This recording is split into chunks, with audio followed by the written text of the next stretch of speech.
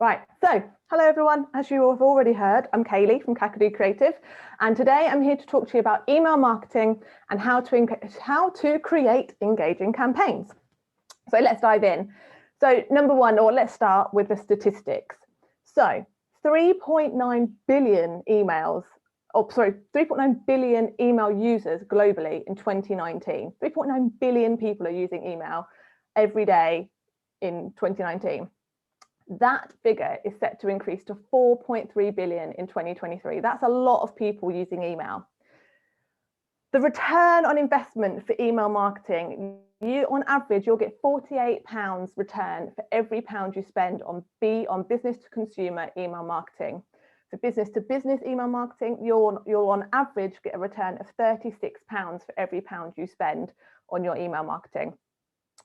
There were 293 billion emails sent every day in 2019. And that figure is set to increase to 347 billion emails in 2022 that will be sent every day. That is massive. And those figures mean that actually there's a hell of a lot of noise that you've got to try and cut through when you do your email marketing. So it's important to get it right. And that's why I'm here to help you today. So first things first, when you're looking at your email marketing, you need to ask yourself, what do you want to achieve from your email marketing campaign? There's no point doing a load of emails for the sake of it and not having a goal at the end of it. So is it that you want to keep engaged with your audience? Is it that you want to promote a particular service? Is it that you want to sell your product, if you're a product retailer, is it that you've got products that you want to be able to sell throughout the year?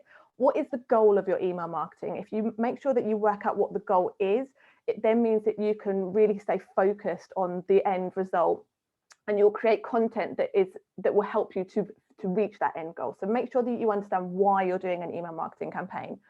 But just as important as that is, what do your audience want? There's no point sending out a load of content that fits what you want, but is completely irrelevant to your customer, doesn't talk to them, doesn't engage with them, and doesn't really help you to achieve your goal, because at the end of the day, you need your audience to be engaged and want to read the content that you're sending them. And if you're not sending them content that they want to engage with, they're not going to open it, and they're not going to deliver the result that you want them to deliver for you.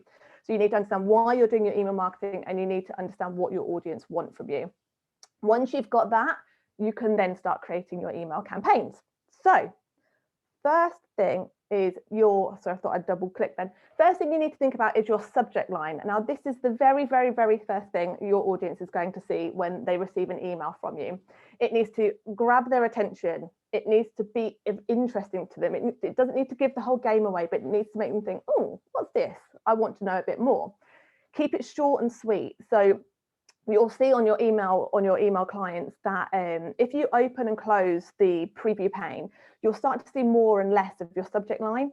So you need to try and keep it short and sweet, because if it's 20 words long, realistically your reader isn't going to see most of your subject line. So keep it short, keep it sweet, and don't use clickbait. If you start sending out emails that entice them and then they click and the content is completely irrelevant, it's a fast track way to get people to not be engaged, not open your emails next time, and most likely unsubscribe.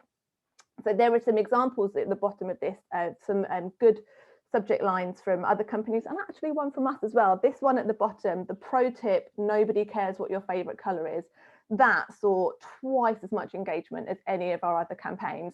And the reason being is that pro tip, that piques their interest. They're like, oh, okay, what's going on here?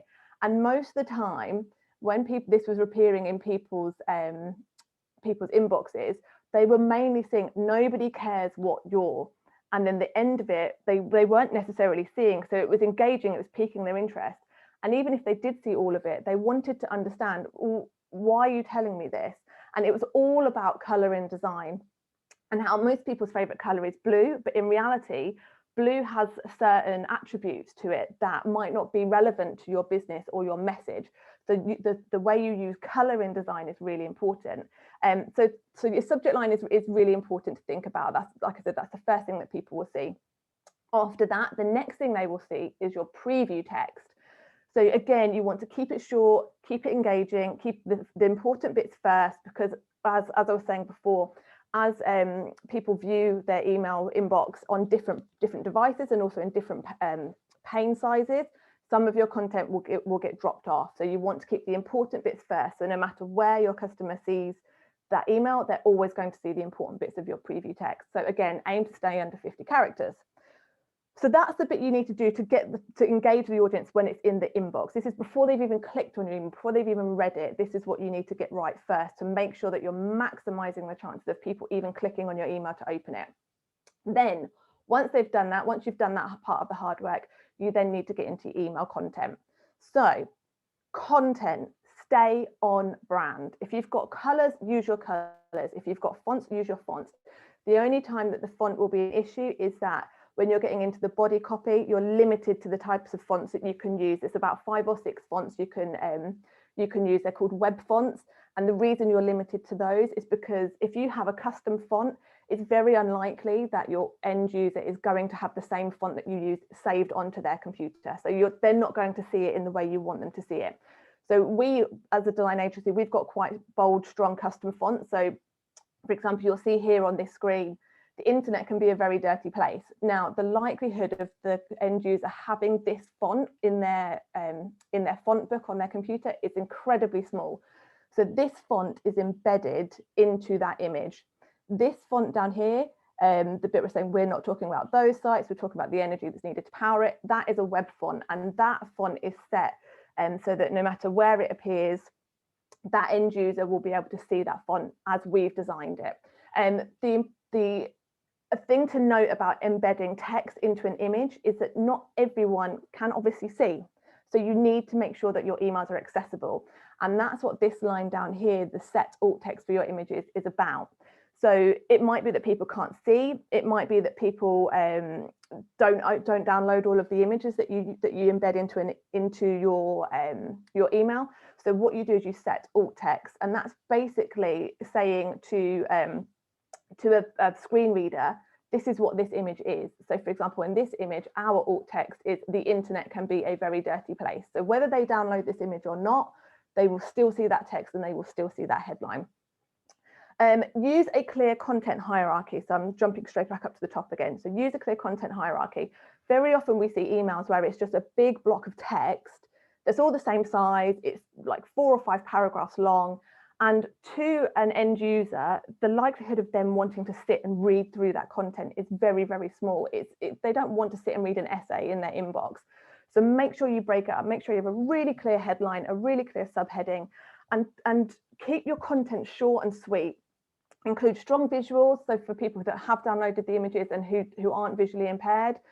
Make sure you're using strong visuals because, again, they're way more engaging than big blocks of text. They get your message across way faster than a big paragraph. And they're more enticing, they're more attractive to us. We process images way faster than we process text. So you can get a message across much faster with an image than you can with a big block of text. Something to consider is using GIFs. These can be quite cool. They're quite simple to make, and they just add a bit of dynamic content to your site and something a bit more engaging and interesting. But don't use images and GIFs only. So we've seen emails before where designers have created an email and it's literally 4 or 5 blocks of images and all the text is embedded. And whilst it looks cool, realistically from an accessibility side, so for people who are visually impaired, they're not going to be able to engage with that. And also, if you create an email that's full of images, it's quite heavy for some people to download. And some, like I said earlier, some people don't auto download the images, so they have to click to download images. So if they get an email and it's just 4 blank boxes with a little bit of alt text, there's nothing there to engage them and to entice them to click download images to see what's going on in there. So don't just rely on images, but make sure you do use some strong ones for obviously to engage and bring people in. And optimize your images for the web. Now, this is for email marketing and for your website.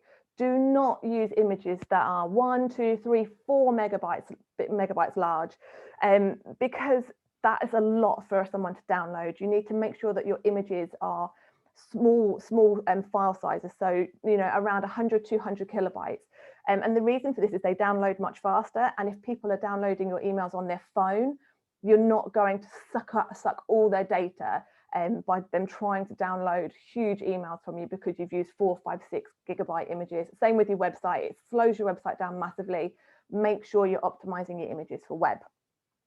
Staying on the content side, so I've mentioned obviously avoid big blocks of text, keep it short, keep it sweet. You don't need to put your entire blog post, for example, into an email. Put the first engaging paragraph in and then have a clear call to action saying read more, click this to read more. You don't need to put your whole product description on an email. Have some of the key points and then click here to find out more. You want people to actually you want people to take action from your email. You don't want them to see your email and that's it, they're gone. They've not gone any further. You want them to come to your site. You want them to create an action, to whether that's buy a product, read your blog post, sign up to a new service, download a document. So don't put it all in your email. Make sure there's something that makes them want to click and find out more. And also don't just rely on one message, because that sort of lead message that we had up here, this isn't necessarily going to be of interest to everyone. So if we just send an email out and it's got one message in it and it's not engaged me, for example, as a reader, am I likely to open that email the next time if there's nothing else in the email that I found interesting or I found relevant? Maybe, maybe not.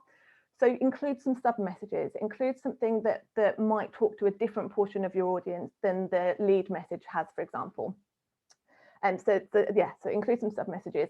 Always include links to your social, always include links to your main site, and make sure that you've got links to view the email in your browser. It's just a few things that help, one, to engage more people and to make sure that they open your emails and are able to read them wherever they are. And also the links to your main site and your social mean that they've got other ways to engage with your content and your business rather than just the content that you've put on your email. And then as we go through, so we've created the content, we've done the subject line, we've created the preview text, we've got through all the content, we've sent it all out, perfect. Oh, no, sorry, I'm lying, we haven't sent it yet. So before you send it, A/B testing. Now, if you've not heard of this, this is basically a process where you create your email, and it might be that you've got a couple of headlines that you want to try. You're not sure which one's going to be the most engaging, which one's going to get the best results. Now, what you can do in this situation is to A/B test. So this here is a screen grab from Mailchimp, but they have a really great A/B testing platform. And you can go in and you can say, I want to test a subject line, and you can select up to 3 different combinations for your subject line. You say, right, I want to test my subject line. I want you to send it to 10% of my audience.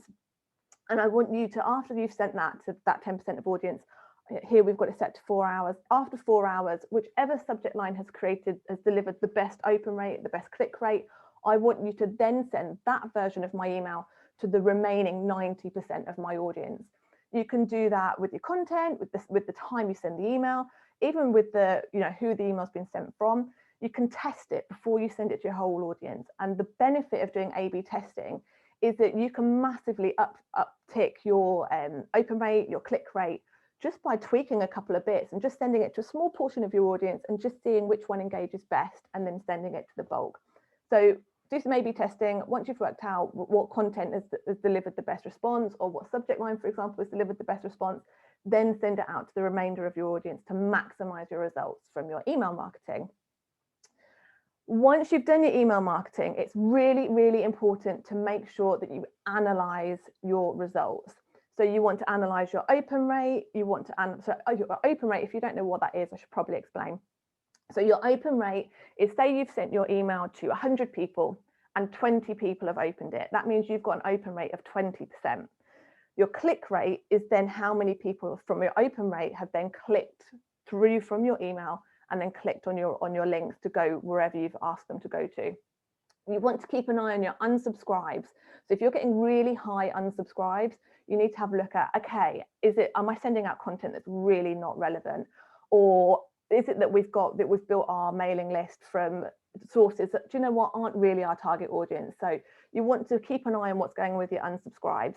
And if you're getting really high unsubscribes, pivot your content, pivot what you're sending to people, and maybe have a clear out of your data, clear some of your old data that's really not right. You're not your target audience anymore, and keep that nice and keep your data pot really relevant. Because if you get really high unsubscribes, the algorithms and the mailing providers will start looking at your content and saying, this is spam, people don't want this, and they'll start limiting who receives it.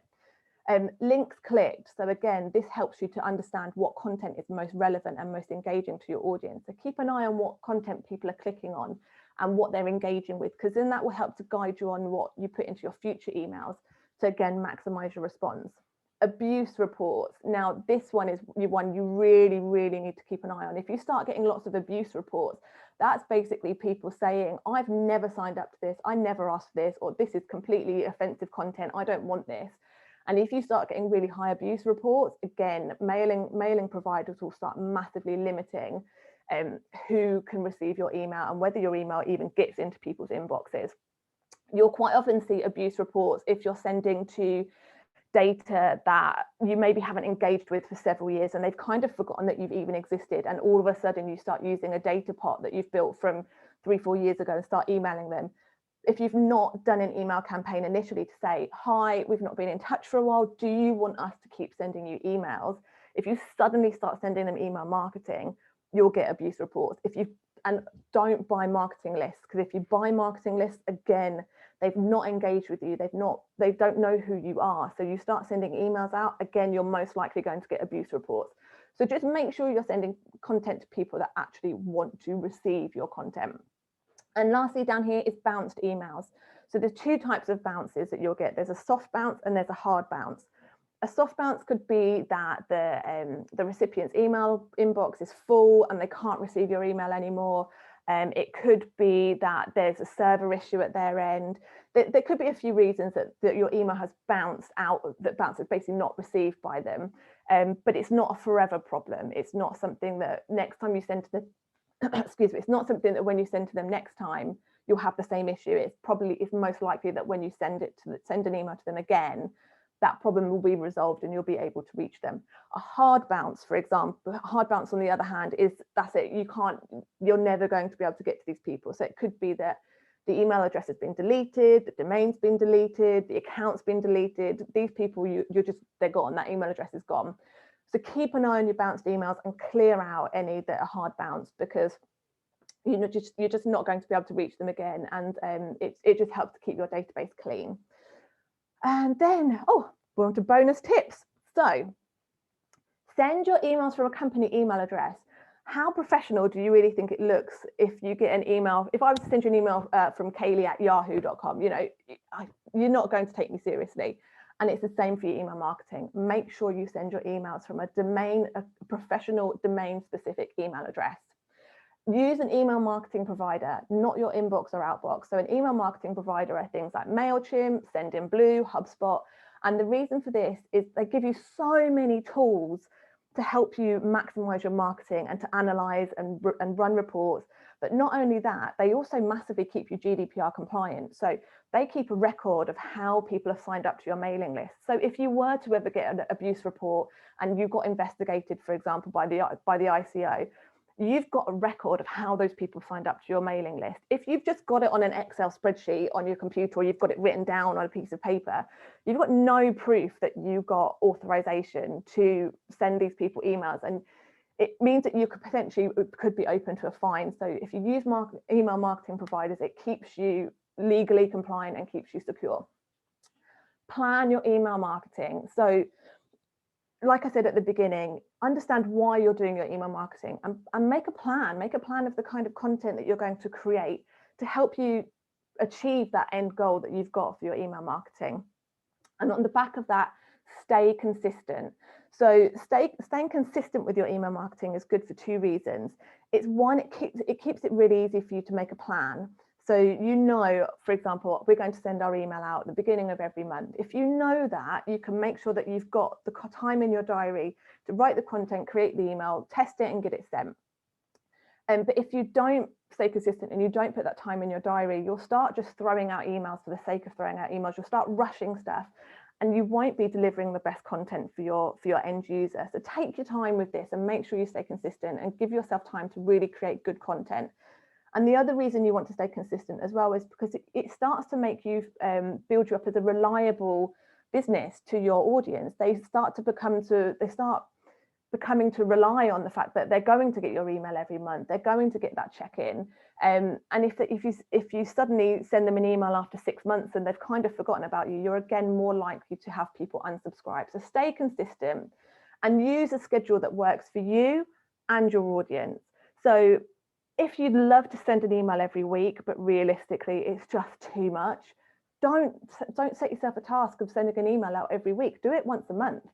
And if you'd love to send an email out every day, but realistically your buyer, your audience would not expect to get an email from you every day, don't do it. Like, how many people have signed up to email lists in this group and suddenly started to get an email every week for stuff, and you're like, this is ridiculous. Like, for example, I'll give you an example. This is how rock and roll I am. I've bought socks twice in the last 6 months. Very rock and roll, I know. And I've signed up, I've bought the socks, I've signed up to the mailing list, and I've got an email from both of these businesses every week. I'm not buying socks every week, let's be honest, I'm not. So it's ridiculous to send an email that regularly, and I've unsubscribed from both email lists because it was just too much. I don't need to find out about your new print every week. I'm not buying socks every week. So stay consistent and use a schedule that works for you and your audience. Send a welcome email. So this is a really good thing to do. So when people first sign up, you send them a welcome email, you welcome them to your mailing list, you straight away start engaging with them, you straight away give them a feel for the kind of content to expect from you. It's not a necessity, but it's a really nice thing to start that open dialogue and that email dialogue with your audience. I touched on this before, don't buy email lists. It's really tempting to do, but is it really your audience? Have you really started to build build a relationship with them? Are they expecting your emails? No. So don't do it. Don't buy an email marketing list. It's not best practice. And legally, you must always include a way for recipients to unsubscribe. So with the email marketing providers I mentioned, such as Mailchimp, HubSpot, all the rest of them, they automatically put a link in the bottom to allow people to one-click unsubscribe. That keeps you legally compliant. I've seen people before send marketing emails and put in the footer, if you don't want to receive emails from me, please reply and tell me. People aren't really going to do that. So yes, you're staying legally compliant, but by not allowing people to really easily unsubscribe, you're keeping people on your list that aren't engaged, aren't going to read your emails, and you're just wasting your time talking to them. So the one-click unsubscribe in the footer is the best way to do it. Don't ask people to reply to your email to just personally request for them to be unsubscribed. It's not great. And I think that's it. I think I've got on the next page, if it's going to move, it's not moving. Oh, there we go, it's jumped. So these are some email marketing providers that you can use. Disclaimer, we haven't used them all, so we can't comment on how easy they are to use. But here's a few. If you're not already using some, check them out. And there's some good ones in there. And do you want more helpful content like this? So you won't be surprised to hear that we have a monthly newsletter where we send out how-tos, tips and tricks every month to help you in your business with your design and marketing. So if you want more content like this, head over to that URL, subscribe, and you'll get our email once a month. That's the schedule that works for us. That's the schedule that works for our audience. And finally, do you need help with your next campaign? If you do, get in touch. Let's talk email and let's see how we can help you. And that is me. I'm going to stop sharing now. And if anyone's got any questions, I'm happy to help. That was brilliant. Thank you, Kaylee. I saw a question from Helen in the chat asking how many hours we should commit each week to email marketing. I think you sort of answered that in terms of your comments around the frequency that works for people, but any further thoughts on that? For us personally, it takes probably about a day to create each of our emails, but we spend quite a lot of time in regards to the design as well, because we create custom designs for each header. So it will be around half a day to create the content, work out what the plan is, and then half a day to design it up and then send it. So that works for us. It might be that you don't want to spend quite as much time on that, half a day. It really does depend on what content you're putting out there, but I'd say give yourself a day for each email you send out, to make sure that you've really given it a time to plan, design it up, test it, and get it out properly. Thank you. Okay, so Lena's asking, Lena says, I only send notifications about new products, services, events, blogs, etc., which is approximately monthly. What software would you recommend for that? So Lena, I'll send you the list at the end of that presentation, but Mailchimp's quite a good one. It's a very robust platform. They've got a nice free entry-level plan as well, where you can get the emails out. It gives you you can't do the A/B testing with the free platform, but you can get a lot of reports, and it keeps you all GDPR compliant. So I'd probably say Mailchimp's a good one to start with. I would agree with that as well. Obviously, it's something I counsel a lot of people on. Although I would say, really good to see ArcFlux on your list. Actually, excellent. Yeah, they're local. They're great. Provider, yeah, really good. Yeah. Okay, right. Some more questions. So Sabrina says, if you are your personal brand, is it better to have it coming from you than from your business if it's less well known? If it's coming, so what I would do in that case, I would still have it coming from your business, because realistically, it still gives you credibility. Whether you're a sole trader or a business, having a business name behind you makes you professional, makes you, more trusting. And there's something I was reading the other day that was saying about the argument of, if you're a sole trader, do you have your own website or do you not? Do you have your own domain and do you not? And the answer, it was a really good debate, and they were saying about how, in reality, having that business behind you, having that business name, shows that you've really invested. You've really taken the time to build a company up, and you've actually put money into it. So the likelihood of you disappearing the next day because, oh, do you know what, I'm done with this now. I had a go. I'm not really that bothered. It was a little trial of whether this business would work. If you just have it as you're more, people will see you more as like a fly by night. Whereas if you've got a business behind you and a business name behind you, it gives you more credibility. People are more trusting. So I'd have it, for in your case, Sabrina, I'd have it as the email comes from Sabrina at the Impact Agency, and then the display name would be Sabrina from the Impact Agency. So people still know it's you, but they also see that it's you with your business. Also sounds like it might be an interesting opportunity for some A/B testing based on what you're saying. Yeah, definitely. Okay, so Sam has said, is it worth, I think actually, Sam, I'm not even going to phrase this as a question, because it is worth reminding people that if you hold data in an email list, you need to be registered with the Information Commissioner's Office. That is a legal requirement in the UK. I appreciate there's a couple of people here not in the UK, but it is non-negotiable. If you hold any customer or prospect data, you must register. It's only about £30 a year that you need to do it. Yeah, definitely. Sam, if you've got the link, I know you've sent me the link before, it's worth popping that in the chat. It's 35 quid a year. It's nothing, and it keeps you compliant, and you're not going to be bargain compared to that 20 million euro fine if you're not registered. Yeah, exactly.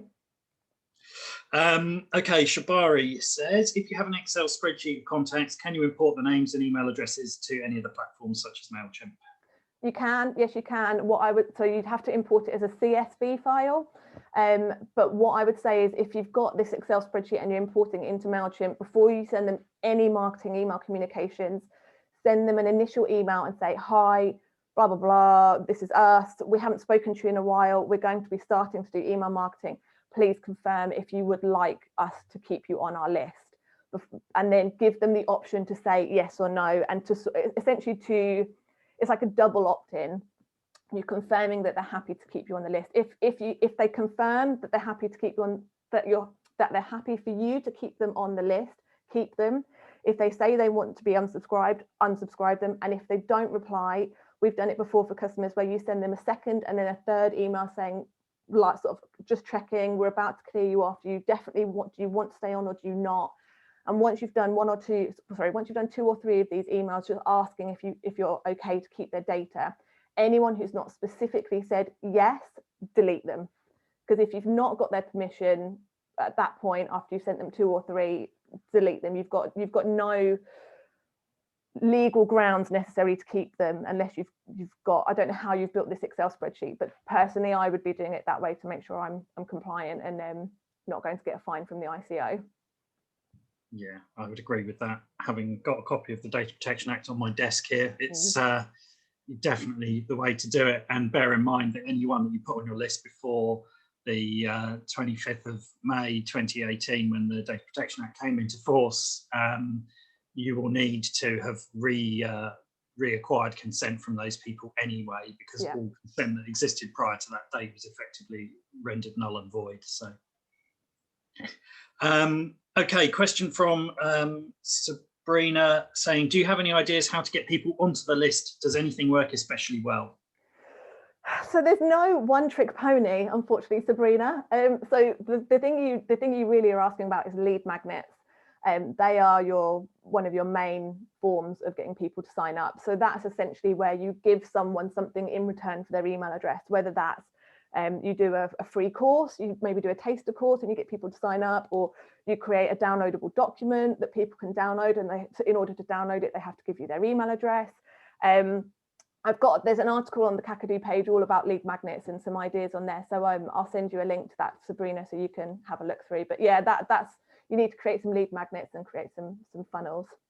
Sam's already popped the link in the chat. Perfect. Very efficient. Thank you, Sam. That article was actually written by Sam. Fantastic. There we go. And yeah, I would say as well, I mean, I'd agree with that. Obviously, Kaylee, you look after my website, and you've done some lead magnets for me, and they have worked really, really well. And I think giving away free stuff definitely works. You know, I've got a checklist that's generated a couple of hundred people, and also free copies of my book is another example that's generated. I mean, I've got 200 people on in the last 2 weeks from that. So that does work, but you've got to be prepared to give away free stuff, and that might cost you money. Yeah. That's the thing, or plugging away. And also remember, just in the UK, you can't force people to sign up if you're giving something for free. No, you can't. You have to give them the ability to not subscribe if you're giving something for free. Yes, that's a GDPR. You still have to give them the item. Yes. Yeah, absolutely. Well reminded. Thank you. Good. Right. Anyone got any further questions for Kaylee? I do. Okay, go for it, Simone. First of all, crazy. I buy new socks every week. No. So nice to get that reminder. So, I really actually enjoy what you said about the if people unsubscribe too much or don't open enough, that it goes into spam. And I actually know a coach who coaches that you should every now and again, twice a year, she does this email campaign like, hey, are you still reading my emails? And if you don't click yes, I do, you get unsubscribed automatically. What are your thoughts on that in regards to keeping it clean that way? Yeah, so it's something that we've sort of we do periodically. We clear out data that so we use Mailchimp, and they've got a 5-star rating for your contacts.